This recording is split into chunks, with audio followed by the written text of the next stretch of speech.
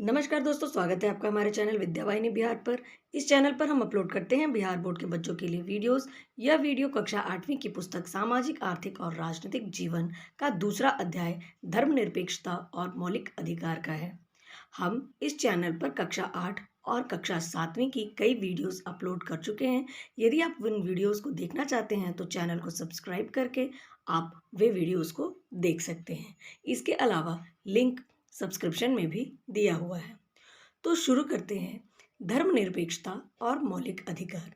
इसके पहले पार्ट में हमने देखा कि भारतीय संविधान के निर्माण में क्या-क्या पृष्ठभूमि रही और किन-किन बातों का ध्यान रखकर भारतीय संविधान का निर्माण किया गया। भारतीय संविधान के निर्माण में धर्मनिरपेक्षता और मौलिक अधिकार को महत्वपूर्ण स्थान दिया गया है। इस विषय में हम इस पार्ट में पढ़ेंगे। आप तो ये जानते ही होंगे कि हर व्यक्ति का अपना अपना धर्म होता है। हमारे देश में अलग अलग धर्म को मानने वाले लोग बहुत ज़्यादा हैं। आपने अपने विद्यालय में भी देखा होगा कि कुछ बच्चे हिंदू धर्म के, कुछ मुस्लिम, कुछ सिख, कुछ ईसाई, कुछ बौद्ध धर्म को मानने वाले, कुछ जैन धर्म को मानने वाले होते हैं। इसके अलावा यहूदी धर्म और पारसी धर्म के लोग भी हमारे देश में मिलते हैं। हमारा भारत देश बहुत ही विशाल है, बहुत ही बड़ा है हमारा देश, और यहाँ पर कई धर्मों को मानने वाले लोग रहते हैं। अनेक प्रकार के धर्म को मानने वाले लोग हमारे देश में रहते हैं। सभी लोगों को अपना धर्म प्यारा लगता है। सभी को अपने धर्म में बताई गई बातें अच्छी लगती है और वे अपने धर्म से बहुत प्यार करते हैं। कभी-कभी ऐसा होता है कि लोग अपने पैदाइशी धर्म को छोड़कर किसी कारण से दूसरे धर्म को भी अपना लेते हैं जो उन्हें पसंद आता है। अब आप सोच सकते हैं कि हमारे संविधान निर्माताओं के लिए यह बात कितनी महत्वपूर्ण और कितनी दिलचस्प रही होगी कि वे इन सब की धार्मिक मान्यताओं को कैसे सम्मान दें, कैसे आदर करें और संविधान में क्या प्रारूप तैयार करें कि कोई भी धर्म का लोग किसी अन्य धर्म के लोग पर हावी ना हो। अब आप सोच रहे होंगे, भला ऐसा क्यों? बहुत सारे देश ऐसे हैं बच्चों, जहां धर्म के नाम पर कई बार लड़ाइयां हो जाती हैं। हमारा पड़ोसी देश पाकिस्तान, वहां केवल इस्लाम धर्म के मानने वाले लोगों ही स्वतंत्रता से अपनी पूजा कर सकते हैं। बाकी धर्म के लोगों को यह आज़ादी नहीं है। परंतु हमारा देश भारत, इसने सभी धर्म को समान मान्यता दी है। हमारे देश में अंग्रेजी नीतियों की वजह से हिंदू और मुसलमान में कई बार दंगे हो चुके। अंग्रेजों ने यहाँ शासन करने के लिए फूट डालने की नीति अपनाई थी। इसी के कारण भारत का विभाजन भी हुआ। अब हमारा जब संविधान निर्माण होने लगा तो उन लोगों ने, संविधान निर्माण करने वाले लोगों ने इस बात का विशेष रूप से ध्यान रखा कि देश की धार्मिक विविधता को बरकरार रखी जाए, ताकि भारत देश में सभी लोग अपने धर्म को मान सकें, उसकी शिक्षा दे सकें और उसका प्रचार प्रसार कर सकें।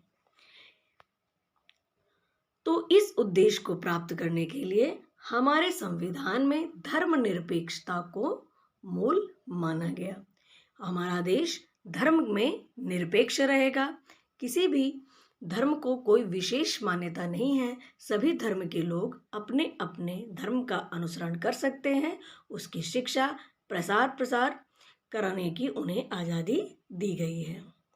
हमारे देश भारत में विश्व की 8 प्रमुख धर्म को मानने वाले लोग रहते हैं। यहाँ पर हिंदू धर्म, इस्लाम, सिख, ईसाई, पारसी, बौद्ध, जैन और यहूदी, मुख्य रूप से 8 धर्मों को मानने वाले लोग हमारे देश में रहते हैं। भारत के संविधान निर्माताओं के सामने यह एक चुनौती थी कि वे कैसे इस बात को सुनिश्चित करें कि धर्म के नाम पर किसी धार्मिक संप्रदाय को दबाया नहीं जाएगा। अक्सर ऐसा होता है कि जिस राज्य में या जिस स्थान पर यदि एक धर्म को मानने वाले लोगों की संख्या अधिक होती है, तो वह कमजोर या छोटे स्तर पर धर्म को मानने वाले लोगों को दबाने लगते हैं।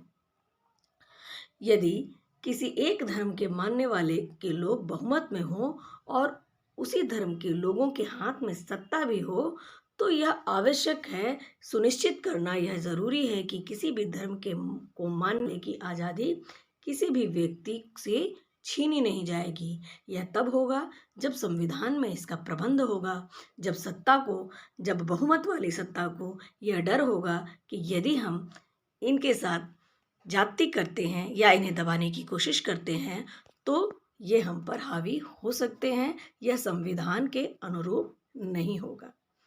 कई बार देखा गया है कि लोग जिस धर्म को मानने वाले परिवार में पैदा होते हैं, उस धर्म के रीति रिवाज का विरोध करते हुए और उसे नकारते हुए अन्य धर्म को अपना लेते हैं। तो जब कोई व्यक्ति अपनी इच्छा से किसी अन्य धर्म को अपनाता है, तो यह उसकी स्वतंत्रता है, परंतु आप जोर देकर, दबाव देकर किसी को अपना धर्म परिवर्तन के लिए नहीं राजी कर सकते हैं। इसके अलावा यह भी जरूरी था कि कोई भी राज्य सरकार किसी एक धर्म को महत्व नहीं देगा। कोई एक धर्म सरकार के लिए नहीं होगी और अपने कानून, नियम और नीतियों को किसी एक धर्म के आधार पर नहीं बनाएगी। यही कारण है कि भारतीय संविधान में धर्मनिरपेक्षता को मुख्य सिद्धांत के रूप में अपनाया गया है।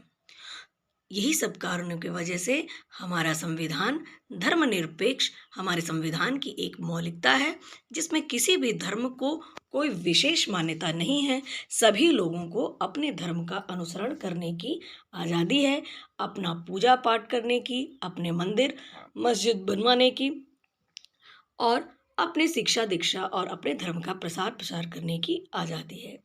धर्मनिरपेक्षता का अर्थ क्या होता है?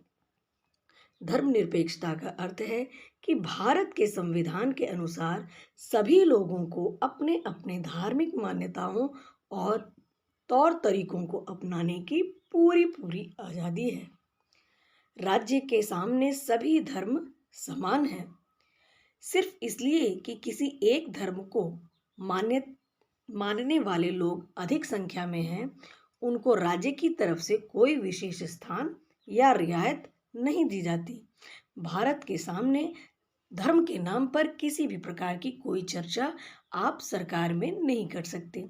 भारतीय राज्य में शक्ति का इस्तेमाल एक समान रूप से होता है और उसमें धार्मिक विचार, मान्यताओं और विश्वासों का कोई स्थान नहीं होता। धर्म को राज्य से अलग रखा गया है। राज्य की और राजनीति में धर्म का कोई स्थान नहीं दिया गया है और इसीलिए हमारे देश की मौलिकता है धर्मनिरपेक्षता। चाहे वह नौकरी की बात हो या फिर समानता की बात हो, आप धर्म के आधार पर कहीं भी भेदभाव नहीं कर सकते। जैसे कि हमारे देश में कानून है कि 18 वर्ष या उससे ऊपर के सभी नागरिक वोट डालने के हकदार हैं। तो इसमें 18 वर्ष को सीमा रखा गया है, ना कि धर्म को। 18 वर्ष से ऊपर के, चाहे वह किसी भी धर्म के लोग हों, वे वोट डाल सकते हैं। इसी तरह शिक्षा का अधिकार दिया गया है। उसमें यह निश्चित किया गया है कि 6 से 14 वर्ष की आयु तक के सभी बच्चों को मुफ्त और अनिवार्य शिक्षा मिलेगी। अब इसमें भी कोई धर्म के आधार पर उपबंध नहीं बनाए गए हैं। 6 से 14 वर्ष की किसी भी धर्म के लोगों को मुफ्त और अनिवार्य शिक्षा दी जानी है। धर्मनिरपेक्षता का यह भी मतलब है कि राज्य या सरकार किसी भी कार्यालय, जैसे कि आपकी सरकारी स्कूल, कॉलेज, थाना, जिला, तहसील, ये इसमें ऐसा प्रतीक चिन्ह नहीं लगा सकता जैसे मूर्तियाँ, तस्वीरें, चित्र, चार्ट, नारे। धर्म से संबंधित किसी भी प्रकार का चित्र और चार्ट सार्वजनिक स्थानों में लगाना वर्जित है, जो किसी एक धर्म को अधिक महत्व देते हों और उस धर्म के प्रचार प्रसार में सहायक हों। तो इस प्रकार का प्रतीक चिन्ह सरकारी विद्यालयों में, कॉलेज, थाने, जिले, तहसील इन स्थानों पर नहीं लगाया जा सकता। हमारा संविधान कुछ धर्मों के सिद्धांत का पालन करने के लिए उस धर्म के लोगों को सामान्य नियमों में कुछ रियायतें भी देता है। जैसे आमतौर पर हमारे यहाँ यह नियम है कि कोई भी व्यक्ति सार्वजनिक स्थान पर हथियार लेकर नहीं जा सकता, परंतु जो सिख धर्म के लोग हैं वे हर जगह कृपाण रखते हैं। तो सिख धर्म के लोगों को यह छूट दी गई है कि वे अपने साथ 6 इंच तक की कृपाण रख सकते हैं, क्योंकि वह उनके धर्म का प्रमुख सिद्धांत है। उनकी धार्मिक सोच को दिक्कत ना हो, धार्मिक मान्यता पर अवरोध ना हो, इसलिए उन्हें यह छूट दी गई है कि वह कृपाण अपने पास रख सकते हैं। इसी तरह इस्लाम धर्म में भी सेना में दाढ़ी रखने की छूट दी गई है, जबकि सेना में लोगों को दाढ़ी रखने नहीं दिया जाता, परंतु यह उनका नियम है, इसलिए उन्हें यह छूट दी गई है। अब सोचने वाली बात यह है कि कई धर्म में कुछ ऐसी भी रीतियां होती हैं जो अमानवीय होती हैं, जिसका मानना बहुत मुश्किल है और वह लोगों के लिए हितकर नहीं होती। तो क्या इन परिस्थितियों में राज्य तटस्थ रहेगा? नहीं, ऐसी परिस्थितियों में राज्य तटस्थ नहीं रहेगा। ऐसे हालात में राज्य का पूरा अधिकार है कि वह इन अमानवीय रीतियों के विरुद्ध ठोस कदम उठाए और ऐसे कानून बनाए जो इन कुरीतियों को समाप्त कर सके। जैसे कि अभी अभी आपने सुना होगा कि 3 तलाक कानून को रद्द किया गया है। तो इस प्रकार जहाँ पर अमानवीय व्यवहार होने वाली बात होगी, वहाँ पर सरकार का यह दायित्व है कि वह कानून का प्रावधान बनाकर कुरीति को समाप्त करे, परंतु जो उनकी मूल मान्यताएं हैं उसको वो स्वतंत्रता से पालन करने की छूट देते हैं। अधिकांश धर्म एक ही संप्रदाय वाले नहीं होते। धर्म के अंदर भी कई संप्रदाय होते हैं, जैसे कि जैन धर्म में श्वेतांबर और दिगंबर। इसी प्रकार बौद्ध धर्म भी संप्रदायों में बटे हुए हैं। धर्मनिरपेक्षता का मूल इन भिन्नताओं के विषय में भी वही नीति अपनाती है जो अन्य धर्मों के बीच में अपनाई थी। तो यहाँ पर एक कहानी दी गई है जिससे आप इन बातों को अच्छे से समझ सकते हैं। चलिए हम लोग इस कहानी को पढ़ते हैं। सरोज हीरामणि नाम के देश में रहती है, जिसकी जनसंख्या लगभग 2 करोड़ है। सरोज नाम के एक व्यक्ति हीरामणि नाम के एक देश में रहती है, जिसकी जनसंख्या 2 करोड़ है। वैसे तो यहाँ पर 4 अलग अलग धर्म को मानने वाले लोग रहते हैं, लेकिन इनमें से परिमल धर्म के लोग बहुत ज़्यादा हैं। मतलब 2 करोड़ में 3 हिस्सा लोग परिमल धर्म को मानने वाले हैं।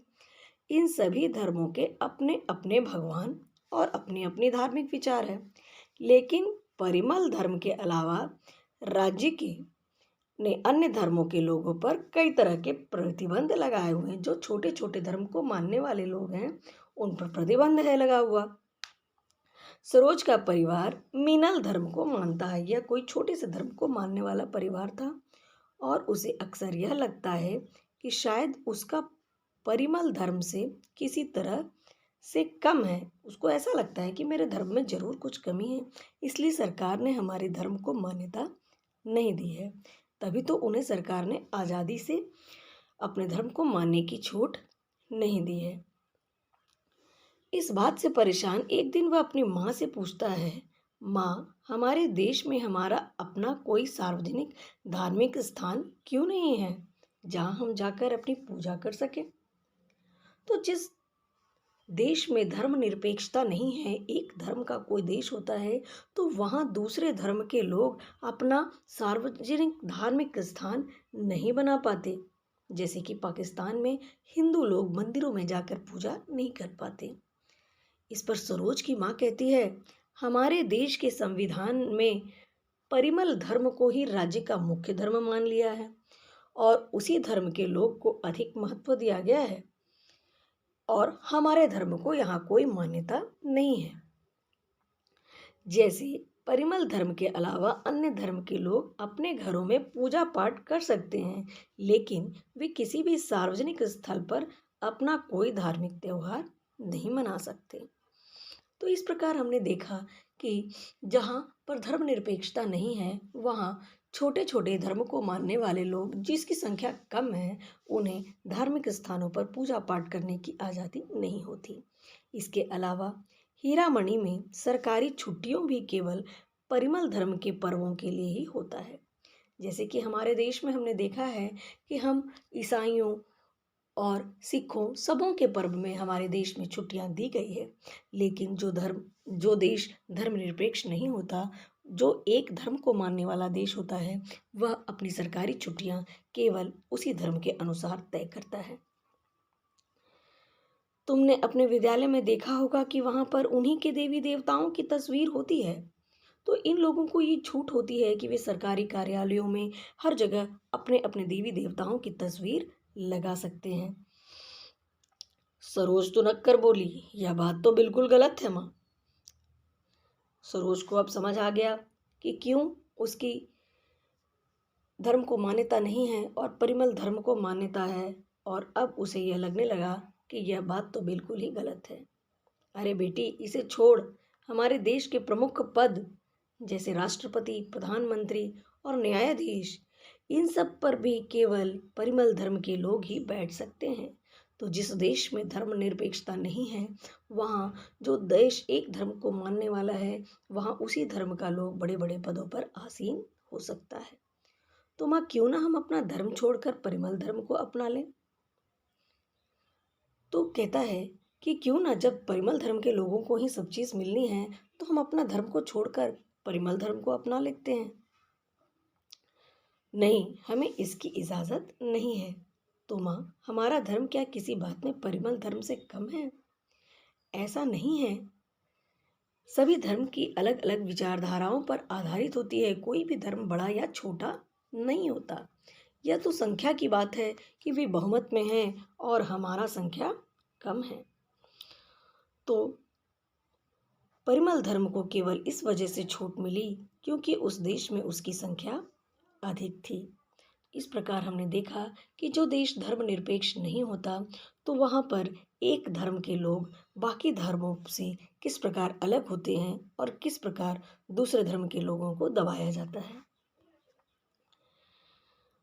भारत में धर्मनिरपेक्षता को मुख्य रूप से लागू करने के कुछ उपबंध किए गए हैं, जिनके बारे में हम आगे। यदि आपको वीडियो अच्छा लगा हो तो वीडियो को लाइक करें, चैनल को सब्सक्राइब करें। Thanks for watching.